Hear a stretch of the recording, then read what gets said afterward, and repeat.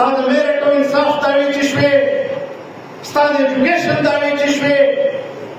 څوک د روډ په غاړه وجني، څوک په جومات کې وجني، څوک په کور کې وجني، څوک په هوټل کې وجني، څوک په مدرسه کې وجني، څوک په بیټک کې وجني، څوک د سیند په غاړه وجني او څوک د غره په لمن وجني. افسوس خبره دا ده نن په دې هسپتال کې د سیرۍ څلور مریضان راغلي وو چې هغه په اور سوي وو. هغه مریضانو د 95,000 روپو دوایانې بهر د میډیکل سټور نه اخیستي. نن MRI خراب دی، نن ایکسرې ډپارټمنټ خراب دی، نن میډیسن نشته، نن بیډز نشته، نن ستا قابل ډاکټر نشته، قابل نرس دې نشته، قابل ټیکنیشن دې نشته. او MTI تاړو ستا د هیلت هغه دعوې چې شوې، ستا د میرټ او انصاف دعوې چې شوې، ستا د ایجوکیشن دعوې چې شوې، ډېره د افسوس خبره ده. قطعا MTI نه منو، بلکل نه برداشت کوو. او ما ته به زما ډاکټران صاحبان دلته چې کوم مشران دي هغه به کنوینس کې که په ایبټ آباد کې علاج و نو زما د مینګورې ډاکټر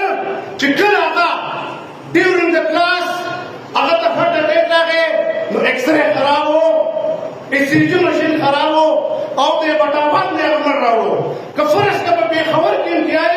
کامیاب شوی او هلته خلک مطمئن وي خو ټیک د سواد ته یې هم راوړه، خو که هلته ناکام وي خدای ګواه دی کې پرېږدو په هسپتال ورځم، د MPA په کور ورځم، د MLA په کور ورځم، د مشیر په کور ورځم، د وزیر په کور ورځم، د ناظر په کور ورځم، د مهر په کور ورځم او ستا د هر ورکر په کور ورځم.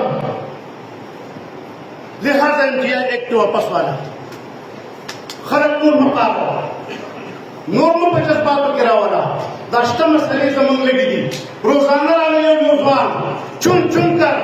د دهشتګردۍ ښکار کېږي. څوک د روډ په غاړه وجني، څوک په جومات کې وجني، څوک په کور کې وجني، څوک په هوټل کې وجني، څوک په مدرسه کې وجني، څوک په بیټک کې وجني، څوک د سیند په غاړه وجني او څوک د غره په لمن وجني. پخوا په خان وجلم، اوس مې ملا وجني. بوډا او پټکي راته سلا کړې ده. زه موجوده حکمرانانو ته خواست کوم چې راشئ د دې قوم سره کښېنئ، د دې ولس سره کښېنئ، د سوات د دې عزتمندو مشرانو سره کښېنئ، د عبدالرحیم صاحب سره کښېنئ، د خالد محمود صاحب سره کښېنئ او په دې پنډال کې ناست ټول عزتمند مشران د مختلفو پارټو ډېر قربانو والا خلک ناست دی، د هغو سره کښېنئ او دا خبره په افهام او تفهیم سره حل کړئ، دا په ټیبل ټاک حل کړئ، دا په ورورولۍ حل کړئ، دا په ډایلاګ حل کړئ او دا په دلیل او په منطق حل کړئ. دا په دې مال کوئ چې دا په چترۍ باندې یو نظام راوړې، څوک دې په اعتماد کې نه دی اخیستی، قوم دې په اعتماد کې نه دی اخیستی او دغه قوم دغه ولس قرباني به زه ورکوم،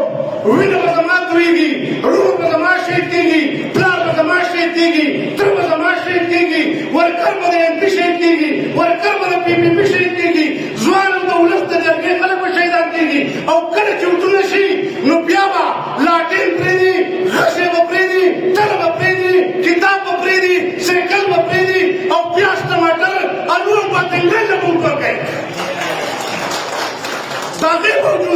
دا غیر موجود نن ستا سره زه په دې سټیج ولاړ یم، په دې پنډال ولاړ یم، په میدان ولاړ یم، په جرګه کې ناست یم، د ولس سره ولاړ یم، د غرور سره ولاړ یم، د تکلیف سره ولاړ یم، د سختۍ سره ولاړ یم، ستا سره ولاړ یم، د ده سره ولاړ یم او د هغه سره ولاړ یم.